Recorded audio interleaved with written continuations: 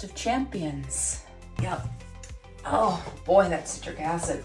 It's just like Mom used to make. Get ready with me. Spooky stories. This time, we're gonna go into the realm of the paranormal. Today's story comes from a friend. He happened to be stationed at a base overseas, an actual base that you could PCS to, not like a temporary TDY place. As with most things in comparison to American bases, in fact, this place was what we would call historically relevant. Everything was old as hell. Wow, that's super not my winter color. What the hell, guys? So everything on this base was really old, and that included base housing. My friend had a daughter, and she needed to make some pocket money, so she asked around to see if there were any people she could babysit for. And she ends up babysitting for one of our coworkers who lived on a couple of streets away in one of the really old houses. The base kept saying it was on the schedule to be refurbished and they'd be moving out soon, so don't get too comfortable. But they'd been there like 18 months at that point, and I think his wife was getting real tired of having to live out of boxes. So my friend's daughter goes over to this house to watch their one kid. They only had the one. It was a young boy, about 7 or 8. The parents leave. She's playing with the kid. The kid seems super chill. They get to play on their Xbox. And my friend is doing the thing where she's asking the kid questions like, oh my God, how is school? He says, I had to do this project at school where I had to tell a story. And she said, so what story did you tell? And he said, I told them a story about the man in the spare room because he ate my cat. Now, you must understand that the second we heard the phrase eat and cat in the same sentence, both me and my friend had to have a minor break to giggle like naughty school children. The euphemisms alone. But his daughter was not quite as filthy as us, so she went more to the, hey, what the hell are you talking about? The man that lives in your house and ate your cat. And the boy tells her very calmly, oh, he lives in the spare room, and when we moved in, we had a cat, and his name was Peter Jennings, naturally. And Peter Jennings went missing, but I saw him go into the spare room at the end of the hall, and then he never came back out, and the man never comes out. So obviously he lured him in there to eat him. Kids say the darndest things, am I right? But that's a very creepy and very specific story for a 7-year-old boy to be telling. So she assumes maybe he just saw it on TV. Anyway, she gives him his chicken tendies. He takes his bath. He gets ready for bed. She puts him to sleep. The parents aren't due back until midnight. She's basically dorm guard on their house. Kid's asleep. She's just there to make sure that a fire doesn't break out. So she's sitting in their living room and she's watching television. Some brilliant show from 3 years ago, because that's what AAFES gets the right to. And while she's sitting there, 2 things happen. She hears a thump coming from upstairs. Billy? So she dutifully gets up, goes upstairs, thinking maybe the kid fell out of bed, or maybe he got up, or maybe he needed to use the restroom. She opens the door to his room, and the kid is asleep. Just conked out. So the kid's dead asleep. She's looking around thinking maybe something fell off a bookshelf or so the kid's dead asleep. She's looking around thinking maybe something fell off a bookshelf. She pokes her head in a couple of the bathroom, the parents' room. She doesn't really want to go in there. It feels forbidden. And then she turns and sees the room at the end of the hall. Have you told your parents about the man that lives in this room so they could check him out for you? Kid says, I did. All they did was tell me I was probably making it up and lock the door. So I can't even go in there to look anymore. So Peter Jennings is dead. Now, she's looking down the end of this hallway and she thinks, oh, maybe the house settled and it fell over. She can't blame AC because this is one of those countries where AC isn't really a thing. So she walks over and notices something funny. The door is slightly ajar. The way that when a house settles, doors will sometimes pop open and then flex back closed. She pushes it open, looks around the room. It looks like a pretty empty room. It had the bed frame in it, maybe a nightstand, and that was it.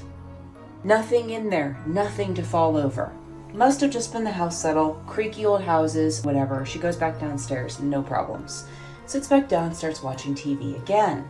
But while she's watching, she suddenly feels something brush against the back of her neck. Not just something. It felt weighty. It felt real. It felt physical. It felt like fingertips, cold ones. She jolts forward, and the second she does, from above comes another bang. This is not a house settle bang. This is somebody took a dictionary and dumped it on the floor bang. It's the kid. She races upstairs. This time for sure it's the kid. Opens the door and kid's still in bed, asleep to the world. So this kid is truly, legitimately 100% asleep. More to the point, he has not moved since she last checked on him in this room. Crap. As she's standing there wondering what to do, she hears another thud. And it's coming, and now it's not coming from above her, it's coming from outside the room down the hallway. She's on the same floor as this thing now. This is great. So she jets out to the hallway, thinking she's going to catch something. Nothing there. Nothing at all. No flickering lights, nothing floating, nothing on the floor. Nothing that could have made that sound. She once again sticks her head into the parents' room. And the room is still. She can tell nothing has moved in this room, which of course leaves the room down the hall. Oh goody. So she goes down to the room down the hall, and she is taking a peek. Now this room feels occupied. This room feels like something has been in here. She doesn't know what, but something's been here, something's been moving around. She scans the room with the light from behind her in the hallway. She hits the light switch and nothing comes on, which makes sense because all she saw when she previously peeked in there was a bed frame and a nightstand. But she thinks she sees something on the floor next to the bed that wasn't there before, a dark spot next to the bed frame. Which one do I want? No. So it must have been something that was perched on the nightstand and a draft must have gotten it. So she's gonna go collect that. So she walks into the room and from behind her, the door closes. It doesn't bang on her. The way she described it was, as the house settling, it just sort of like that. I'd like to remind you, there is no light in this room. This room is completely pitch black dark. She had walked far enough away from the door that it is not within arm's reach of her. She is now standing dead near the middle of a room that only hours before she was informed housed something, a ghost perhaps, that at least liked to eat small pets. As she's standing there, she's feeling some kind of way. She's not only feeling movement in this room, she swore that this room was cold. Far colder than the rest of the house, which again made no sense because, as previously stated, there was no air conditioning, there was no climate control in these houses. They didn't do that in this part of the world. It really wasn't a thing. So there's no reason why one room should be deathly cold. And there's not even the hint of light from outside. Now, I know that military housing can be kind of jank, but pretty sure that bedrooms have to have windows. Something to do with fire code, am I right? Yet there is no window in this room that she can see. Strangest thing. She starts to try to take a step back, but as she does, again, she gets the feeling of fingers right across the back of her neck. She jolts forward. She's flailing about, looking for the bed frame, thinking she's going to bark her shins on it, but it's not there. No matter which direction she goes, there's nothing around her. She is in completely black space, in a very cold room, a room that feels alive, feels like there's something moving in it. And it just keeps hinting at her that it's there. She doesn't know why. She is terrified, doesn't know what to do. But she remembered the key to solving mazes. It's not the fastest way to find the answer, but you will find the answer eventually. What you need to do is put your left hand on the left wall.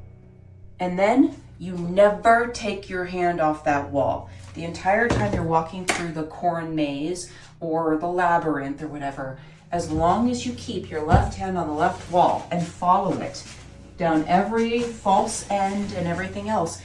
All mazes are one unbroken line all the way through. You will find your way back out, provided you keep your left hand on the left wall or right hand on the right wall. You just can't switch. So she finally decides what I'm gonna do is I'm gonna put my hand out like this. And I'm going to walk until I find the wall. I'll put my hand on the wall and then I will walk the perimeter of this room and eventually I will find it back to the door. So she puts out her arm in space and she starts to walk sideways. And soon enough, her hand hits the wall. That gives her a bit of confidence. She starts to walk around the perimeter of the room. She knows that there is a bed frame and a nightstand, and she's going to encounter them soon. She comes to the corner of a wall, and she has not encountered either piece of furniture. That makes the turn and starts to walk, again, expecting that there's going to be a bed frame in front of her. So she's going slow. The entire time, she felt like there was something else in the room with her. She takes a step, and right then, she feels something again on the back of her neck. And it's fingers. But this time the fingers don't just trace. They come down and rest on her shoulder. And what she feels next is breath. A single exhale of breath. In that moment, pure terror grips her. This whole time she's been going slow and steady. She's been talking herself out of it. She's had her hand on the wall, the hand of reality. The way she described it is she pulled her hand away from the wall and swung, thinking she was going to hit something because there's still the presence of fingers resting on her shoulder.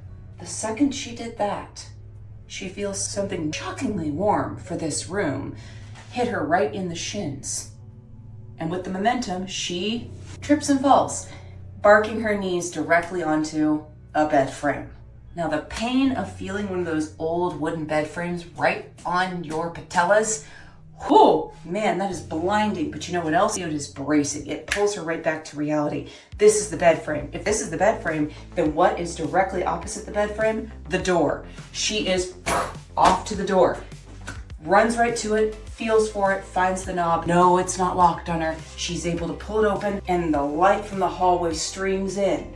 And from behind her, more motion. Because what comes running out from right between her legs? Why, it's Peter Jennings.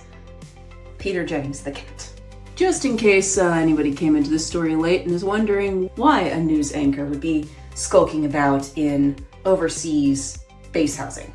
She immediately makes a break for the kids' room. Now she's freaking terrified and she's afraid that while she was locked in that room, it was actually a ruse so that whatever that thing was could get his hands on the little boy.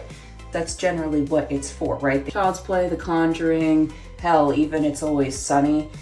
If there's a child involved, particularly a boy chick, somebody is trying to use them as a vessel, am I right? Hereditary too, one of my favorites. She runs to the kid's room. Thank God he's not levitating, his eyes aren't glowing in the dark. He is again asleep. Just as she's checking, she hears the front door open. And she hears the delight of the parents, because Peter Jennings by that point had made it all the way downstairs to where his food bowl was. Important cat business first. As she comes down the stairs, she hears them to each other. Oh my God, Peter, you're back. Where have you been? It's been weeks. The girl didn't know how to explain the reemergence of the missing cat. She was 13 when it happened. I'm a grown adult telling you this story and I can't explain it. Pocket dimension? He was frozen in time? Who knows? But somehow this perfectly living cat apparently went missing for weeks in this house. Last seen going into a room that the parents were supposed to keep locked. There was nothing in there except a bed frame and a nightstand. Yet this cat's alive. Also, there's something cold that's wandering around, running his hands across the napes of people's necks. What does all of that mean? I have no idea. She had no idea. She gladly took her money, said thanks, it was a pleasure, he was a saint, went home and resolved that if she ever had to babysit for that kid again, the parents would bring him over to her less haunted domicile. And that's the story.